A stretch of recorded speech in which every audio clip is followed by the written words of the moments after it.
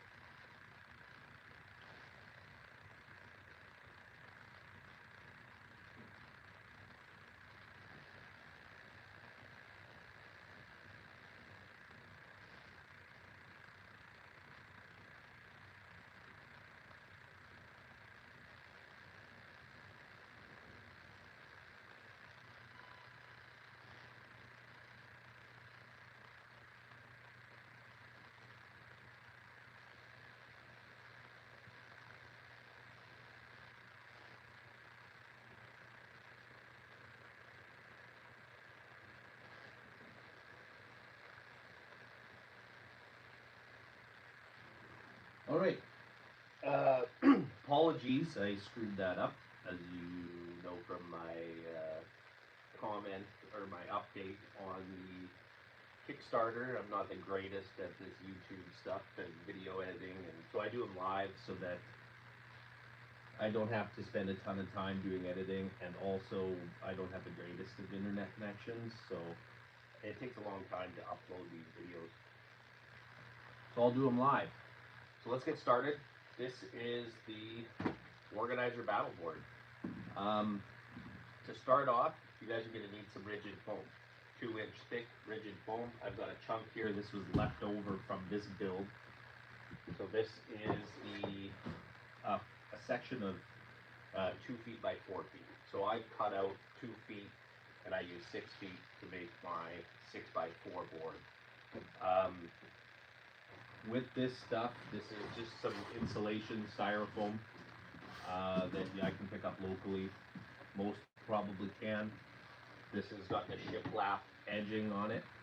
So if you're going to do a 4 foot wide piece, you're going to have an overlap on the side, on one of the sides. This side can be cut off, utility knife. I was asked to show how I cut my foam, so I'll just get to it. I'm going to keep this section, but anyways, I want to eventually put hinges on this, and then I can add this section to my 6x4 and have a 4x8 if I want to. So I'm not going to cut this all up, but you would pick your top side, which would be 4 feet from here to here, or 4 feet from the other side on the side, right? So it's offset with an overlap. So you're just going to cut this piece off so that you have a flat side on one side, and then you're going to have an overhang on the other. If you're doing a 4-foot wide board. That being said, I have a piece of foam here just for reference for cutting. But for cutting this stuff, you're going to take your sheet, you're going to mark out your sizes of what you want for your sections for the board. The board was designed specifically for 6 feet long. That kind of seems to be a somewhat standard in the gaming world, with some exceptions, of course. But anyways, let's get to it. When you are making your foam board sections, you're going to print out your hinge pieces. So these hinge pieces have spikes on the back. This is going to inset into the foam, and then you're going to use your foam screws to go through your panels and into the foam to connect your outside border or frame to the foam. So, cutting it. You're going to cut out your sections in what you want. So if you're doing a 4x6 or 3x6, whichever you decide, or any options you choose, you're going to mark it out on your foam and then cut your sections so that you can attach your frame pieces. So for cutting this stuff, what I do is I'll mark it and I'll draw a line with a ruler, straight edge, and all you simply do is just cut through at an angle and make yourself a line. So when you have your first section, it's easier to do it and instead of trying to do one cut through, it's easier to do multiple strokes. It cuts better, cuts smoother. Make sure you have a nice sharp blade. Don't use an old one. And then you're just going to go back through. It helps if you put a little bit of pressure on the side. So if you're cutting it on the table and it's overhanging, like so, then you can add a little bit of down pressure to open up your first cut a bit, so that your blade is not going to, I'm going to do this on this side because I'm right-handed.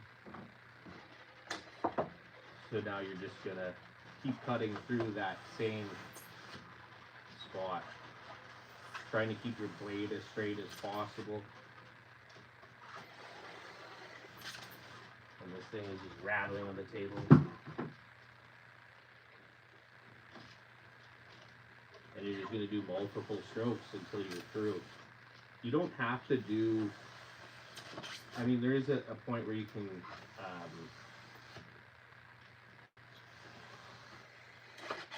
let me just finish cutting this. There is a point where you can just snap it. Once you've cut through enough, you can just snap it off. It will leave a little bit of a rough surface when you do snap it. And that's just to show you that, like, that's how far I went through with the knife. The rest just snaps off. It's okay. That's fine. It doesn't matter if you want to just go halfway through or 3/4 and then crack it off. It's still going to leave a nice edge to butt up against for when you put them side by side. Or butt up your sections, right? And you can clean up the edge with the knife if there's some like overhang or something like that from the snap. You don't have to snap it, you can just keep going smooth through the foam, cut it clean. So after you cut your foam and you've got your sections out, you're going to print out your hinge pieces. So you're going to have hinge pieces. I'll just come over to the front side here.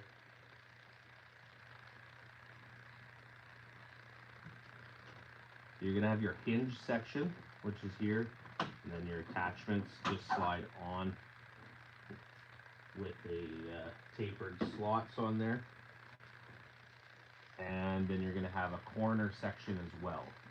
Now this is 18 inches, 18-inch by 48 section. So I have two 9-inch pieces. So you have your corner piece and your hinge piece. And then you have your knobs and your hinge link in between to connect the two. So this inserts from the back, as do your attachment inserts. And then you're going to put your frame piece up against your foam, push that into place, making sure that this is flush so that they butt up nice. And on your corner section is a little bit different. Your corner section has 4 inserts. These 2 at the corner are for the corner pieces. Either you're using the cup holders or the corner covers. And this is the War-Ganizer attachment panel cover with the rails, so you can stick your if you have a cup holder or whatever, any attachments can just slide onto your board.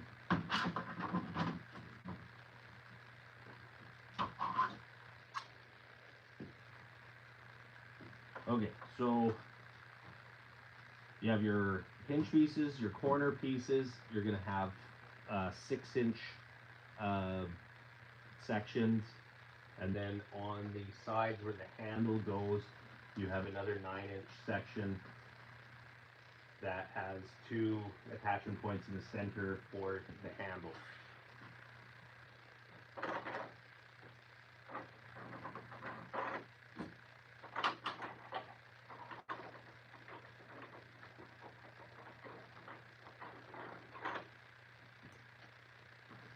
So you're going to have 6-inch pieces, panel covers, or these attachment panels that will go in this corner. This is a 3-inch section for the corner, and then you have your 6-inch piece for this. They can go on the hinge panels as well, but there'll be a slight gap here.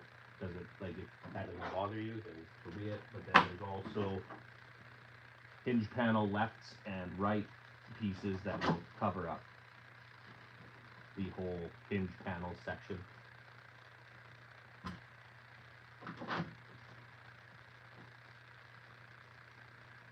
Then you're just locking your screws, or locking the knobs to keep the table rigid.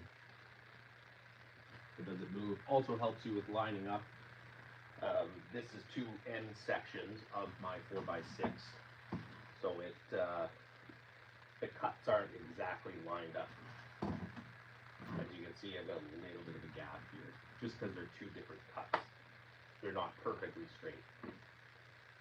If you had like a foam cutter system or setup, then you could probably do it that way and get a little bit more accurate or perfect cuts.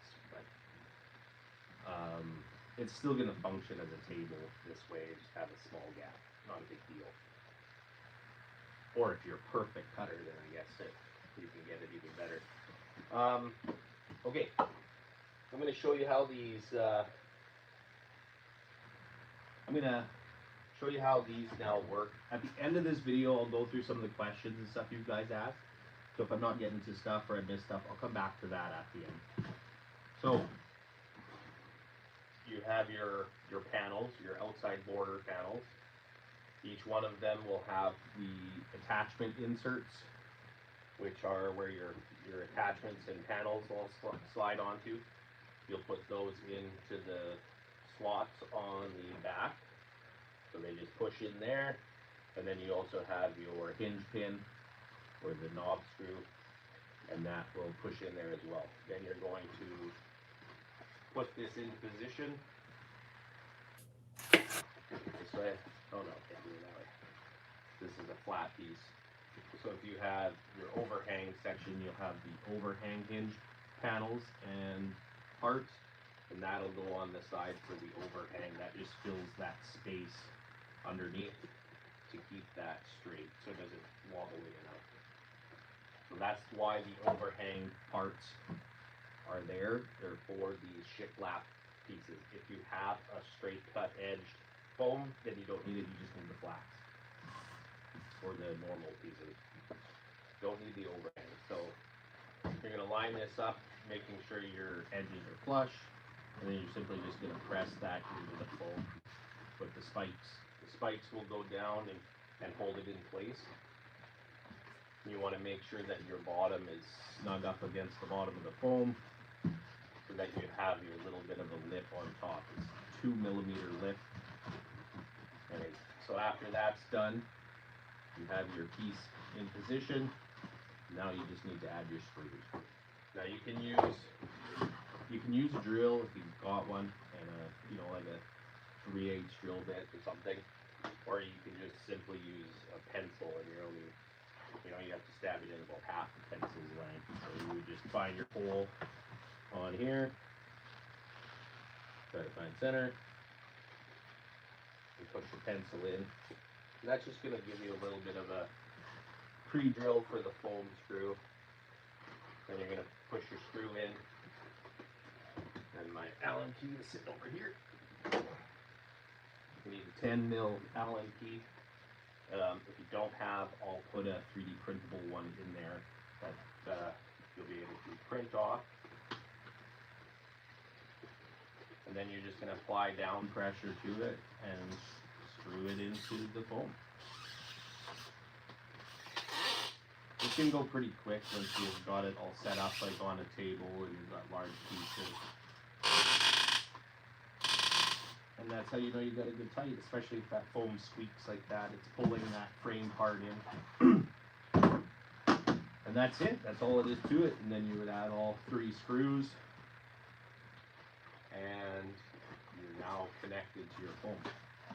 So it's just a matter of cutting your foam pieces, printing up your frame to go around the border of the outside edge of the foam, and screwing in your sections. And that's it.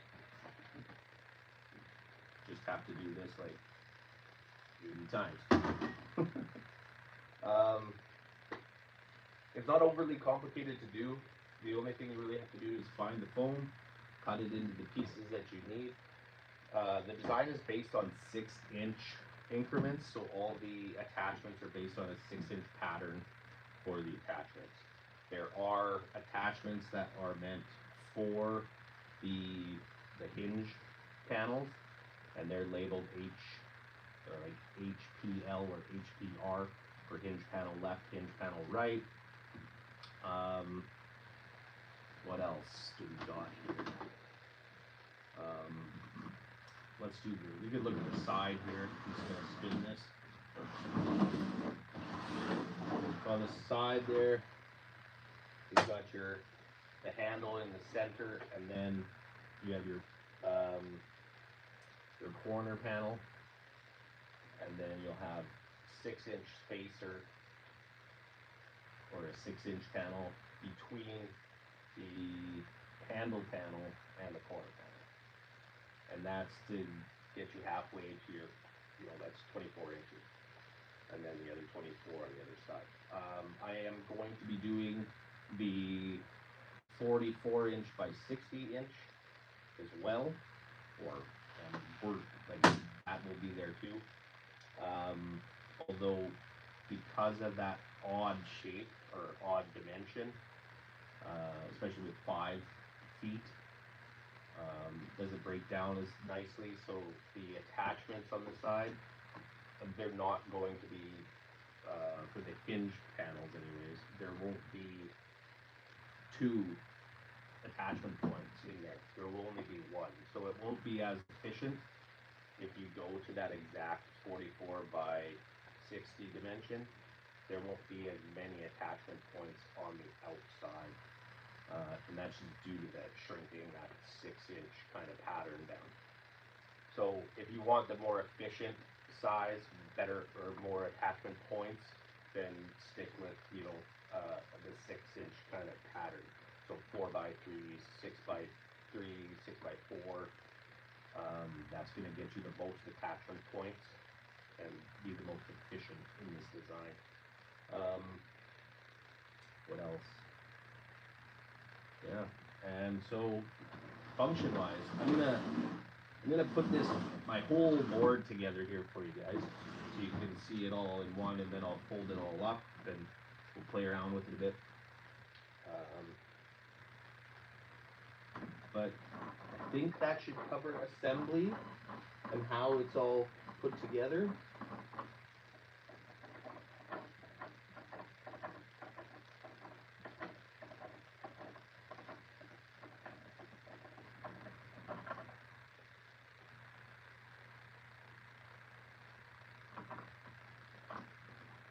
Sans D20 asked, do you recommend 2-inch thick or will 1-inch boards work? I would recommend 2-inch. And the reason for that is rigidity. This foam board is quite stable. It's pretty strong. I came up with this idea when I had some guys come over to play and I needed a 6x4 board. I didn't have one at the time.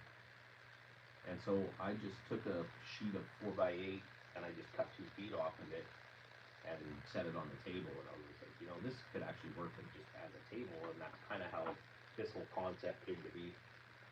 But so yes, I do 100% recommend the 2-inch.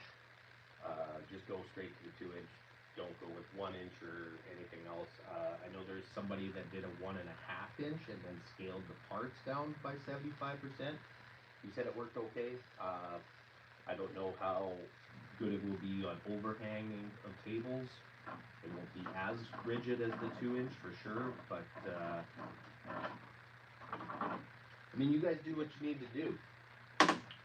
If it works for you to do it a certain way, then by all means go ahead. I know you guys are, a lot of you guys are pretty creative in your own rights and how you do stuff, so make it work for you if that's what you need to do. But I do recommend 2-inch.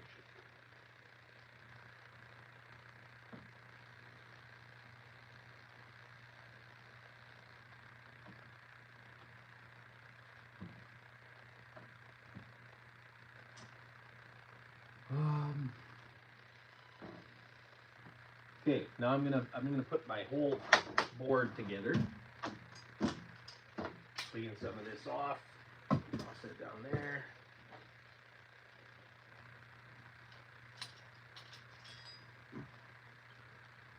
So it'll be it's. I'm liking this more and more that I've used it. Oh, and also, this obviously isn't foam sitting on top. I got some contact paper. I think I just got it off Amazon just to give it a little bit more protection on top, and so the foam doesn't get so dented or nicked by, you know, certain things, especially when you're assembling it and stuff too. So if you do the contact paper, I do recommend doing it first. I did it afterwards, but I do recommend doing it first in the sense that it's going to cut nicer, and you can, it just won't be as difficult with the border on there. But you can do it either way, before or after. But the nice thing, like I said, is I can take this board, if I'm playing a game that's on a smaller game board, I can, you know, take sections out and turn it into a 4x3, or add sections and make it larger, which is pretty dope.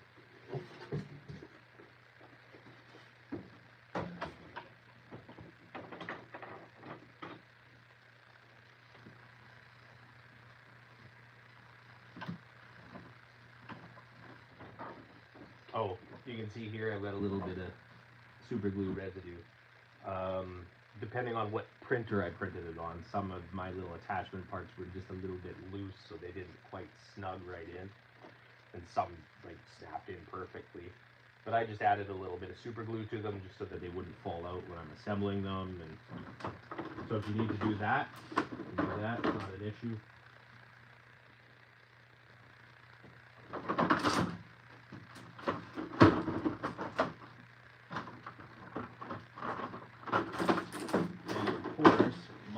Tape has a little lip on the outside, kind of makes it a pain. So now I'm just adding my two center sections. Hopefully I put it the right way. Looks like it.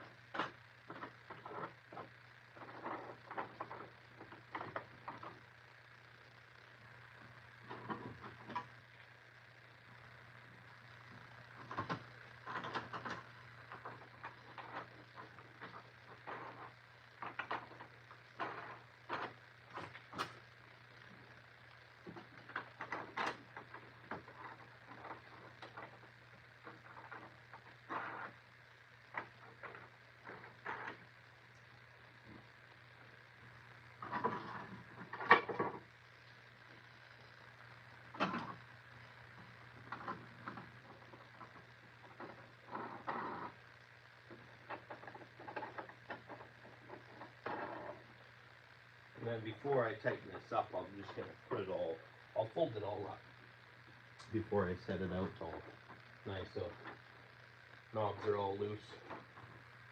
And then just lift it up to the center. There's that little lip. Oops. The lip gets caught on the outside of the table. Just fold it up in the center, tighten your knobs. And then pull up your outside.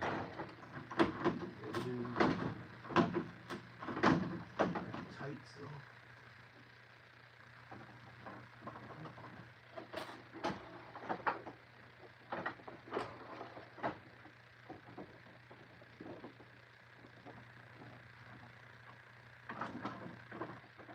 And then of course you would tighten up all the knobs on there.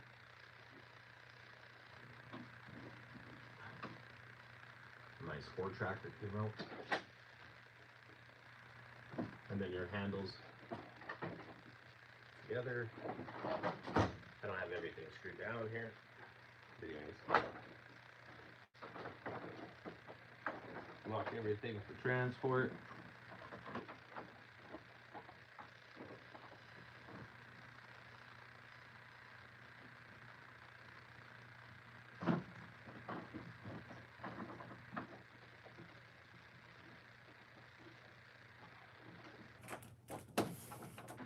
You want to make sure you print those hinge pins and the screws at oh, that came off. I think I'm going to pull that handle a little bit, but there you go. Now you have a transportable board. Weighs about 16 pounds, I think, with all the attachments on it. Now I'll fold it all out again. Just loosen all the knobs off and fold down.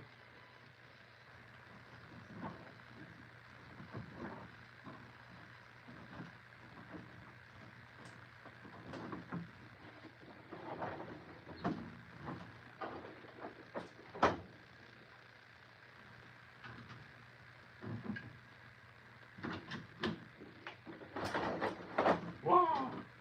Catastrophic failure.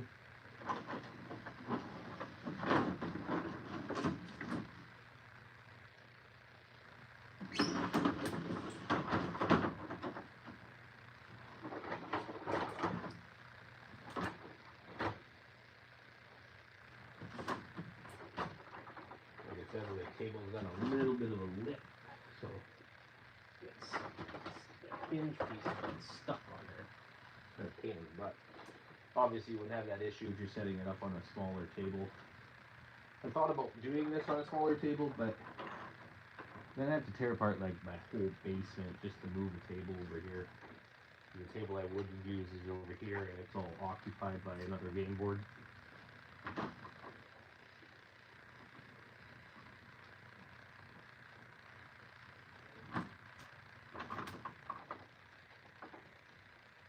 So then, yeah, you just snug up your sections and butt them up, and tighten up your knobs, lock the board in position. That's it.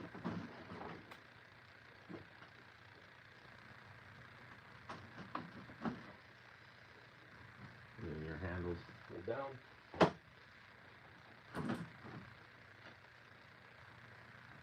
And you now have a 6x4 cable. If you guys have any questions, I'll look at those now. Go into more in depth if you have any more specific questions.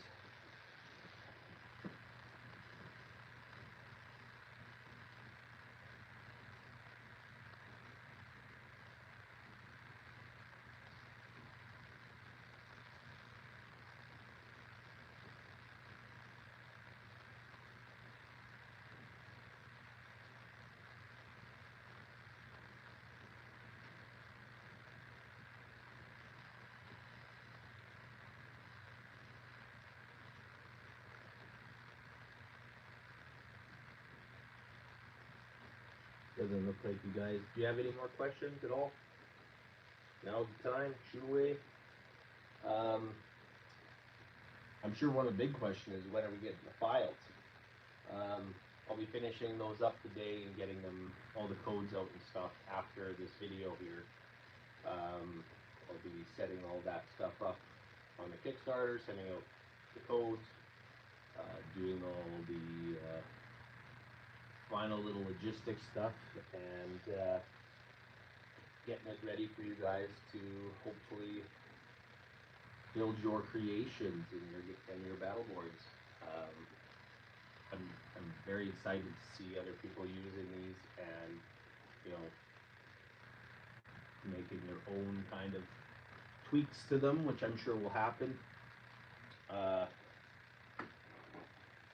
left these side panels smooth so you guys can add your own custom logos and wordage or whatever you need, especially with the slicers nowadays. They make it pretty easy to add in custom, especially with text and font and stuff like that. But yeah, I'm excited to see what you guys come up with. And that's the War-Ganizer battle board. So I'm going to leave it at that. Anybody else watching this video, if you guys have questions, just throw them on there. I'll try and respond to them. Try and give you guys some answers. I'm going to go with one thing before I leave. It's just a handy tip. Sometimes you'll put a panel on, or something might happen where you rip a panel out or the screws come out. It shouldn't happen unless there's some excessive force, or maybe you put a hole in and then had to take the screws out multiple times, whatever it might be.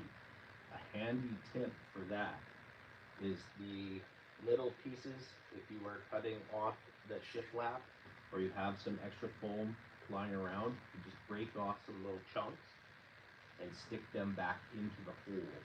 And using a stick or your Allen key or whatever, shove that hole back full of foam, and then put your screw back in, and that should help give it a good tight fit again. So that's the only like little side tip I think I have for this.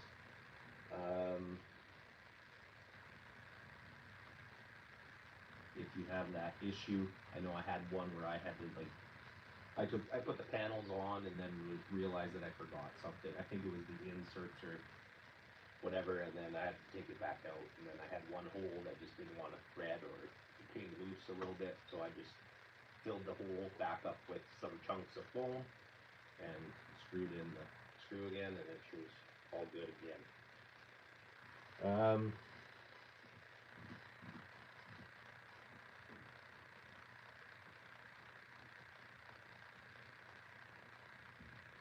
Yes, this is just a contact paper. It's just a adhesive backed textured paper that rolls out.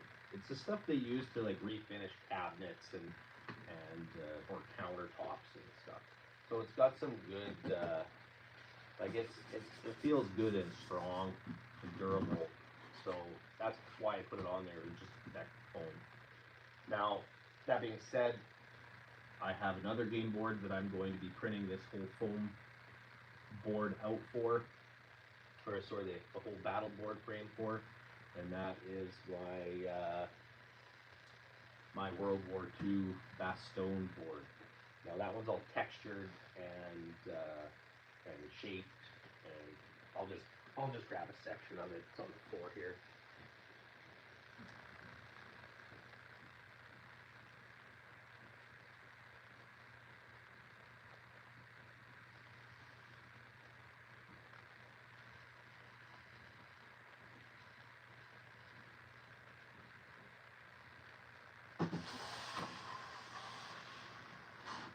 So I'm going to be doing the same thing with this foam board as well. This is just a section of that same size, everything 6x4. The outside I left at 2 inches thick for the frame, and then on the inside of this board, so this will be an end piece, right? This I have all sanded down and shaped out, and I left that thickness on the outside edges just for the frame, but then I also was able to, I shaped it so that I could have a more, organic look. And then of course I did all my top sand, glue, snow, all that on the top surface.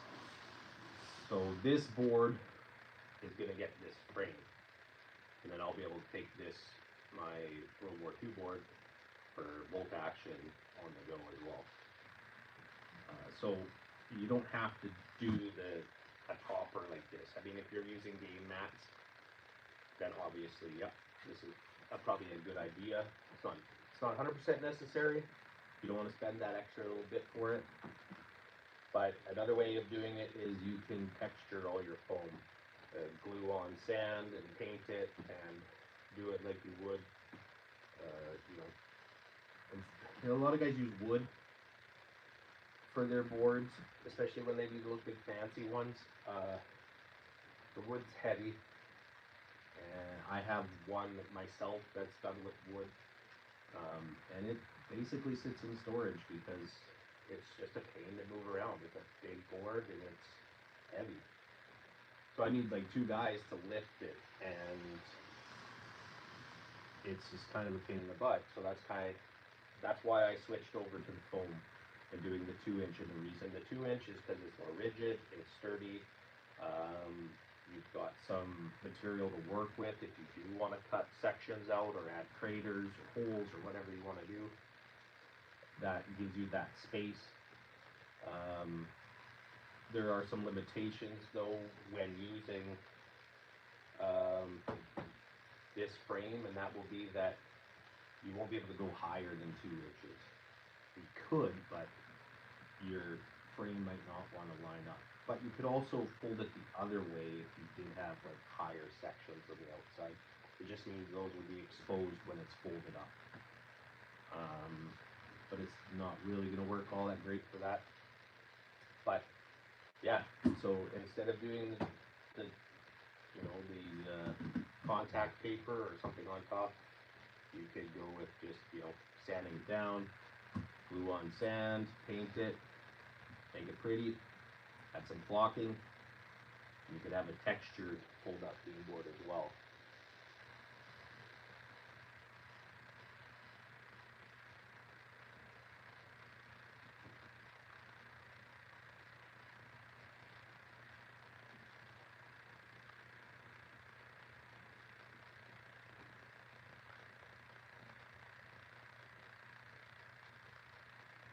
Yeah, you could make a lot of, this is going to open up some doors too. One of the things I thought about, I mean, you're going to be a little bit limited on the size of the frame panels. I'm sure you could make some slight adjustments within the slicer by chopping or cutting some of the pieces to shorter lengths, or if you're doing something special that's going to be kind of an oddball size or dimension, you could probably play around with some of it. But yeah, this would be great for folding it up and taking it to game days and stuff, or demos or some type of conventions. And that's the whole purpose and reason I designed this, is that I could take something like this in an easy way, or a fold up, transportable, not overly heavy, reliable system. That another thing was that the seams, so these seams between tables, if you're setting this up on, say, two tables pushed together, something like that, then maybe they're not the perfect height, and your foam kind of want to wobble, or the game board doesn't want to sit flush, and the seams don't line up great. This is going to be a lot better due to the fact that you can manipulate it up and down a bit to get your seams to line up really nice and clean, to try and hide those sections. I know I'm picky when I build my boards. I want everything to look perfect, and adding the seams and cutting them in sections kind of takes away from that realism, in the sense that you kind of want it to be one big piece that it just looks 100% all the way across. But when you cut them in sections and you put them on some table that you find at a convention or something like that, or at a, a lot of guys get together, and I know for us locally, it's like at a local Legion in the city of Winnipeg. You get what you get for tables, and sometimes they don't sit nice and they're wobbly or whatever. This is going to give you a much more reliable surface on a smaller table, that you're not going to have, that table height difference in the center underneath your game mat, or game pieces not wanting to sit flush because it's on a basic table that you scrounge together, kind of thing. And I see it a lot too, where the game mats are hanging over the edge, so you're not quite using that full width of the board or table. There's some leeway there with that as well. I don't like to toot my own horn too much, but I think this is just a great little board to take on the go, especially given the size of it. You can pull it out and set it on if you have a big enough coffee table or whatever, or on your dining table, on an island. The overhang is, I wouldn't recommend putting this on a teeny little table and expecting it to be stable, but you can put this comfortably on a 30-inch wide table. I've done it, it works fine. There's enough rigidity within the foam to keep it stable, and it's not all that easy to move around. And if it is, you can always apply some type of a rubber or sticky rubber on the bottom side to help it, stick to the table so it doesn't slide around. That's another option you can do. It's decently heavy. It's not going to move around too much. If somebody crashes into it, it's not going to matter what you do. It's going to get moved and things are going to fall, just like any table or board that's set up.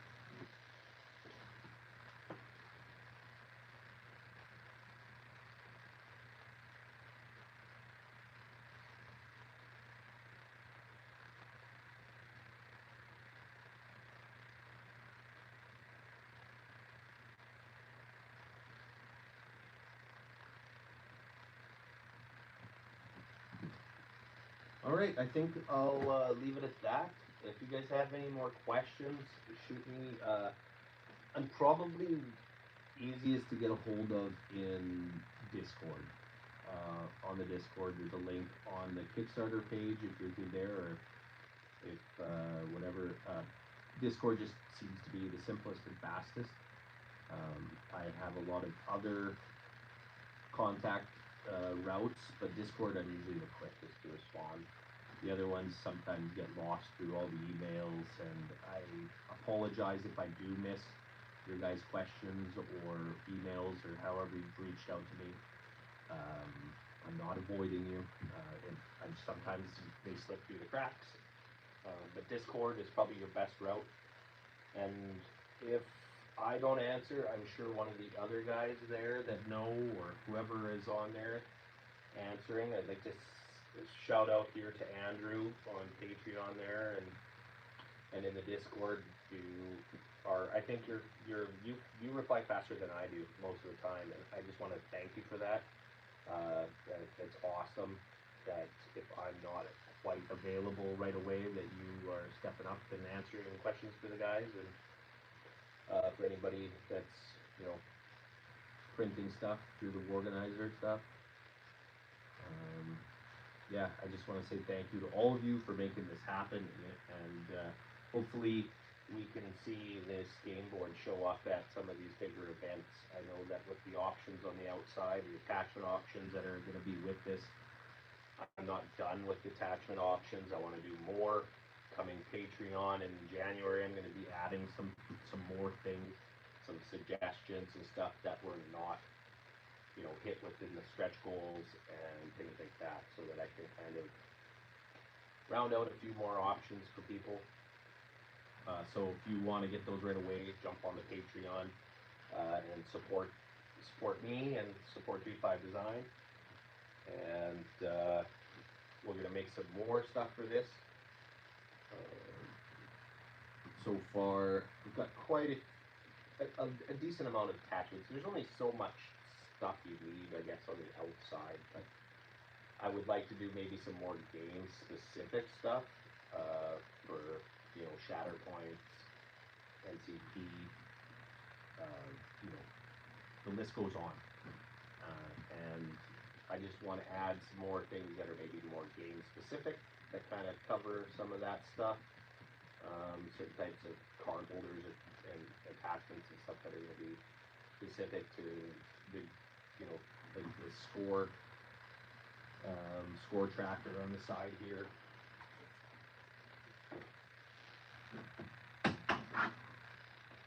So I've left this so that it comes out easily, so that it can still double as a tray for anything on the side. So this can be placed here and still be a tray for dice or tokens or whatnot, but also swappable score trackers. So you only need one or two of the frame pieces, and then these can be swapped out very simply, just placed in there. They're not going to slide out or anything. I mean, when folding up, obviously they might fall out. I thought about putting magnets in. Do you guys think magnets would be better? I could put magnets in there. Thought about maybe making them clip somehow, but this is where I'm at right now. I like it because you can just simply swap it out.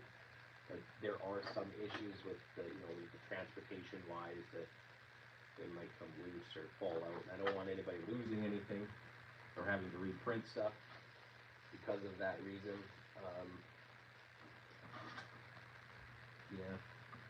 Oh, and by the way, there will be more than just, you know, this is 1 to 6 for rounds, and then there'll be I have a 1 to 16 for MCP that has 2 sliders on it. I've got 0 to 99, so 2 sliders to count up to 99, and a few other ones. I think 0 to 10 for rounds, or I think there's about 6 or 7 of them I got.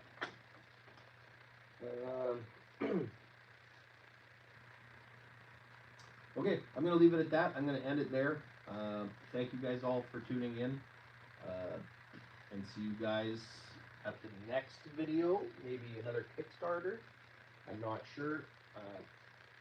Hopefully, there will also be instructions included with the files.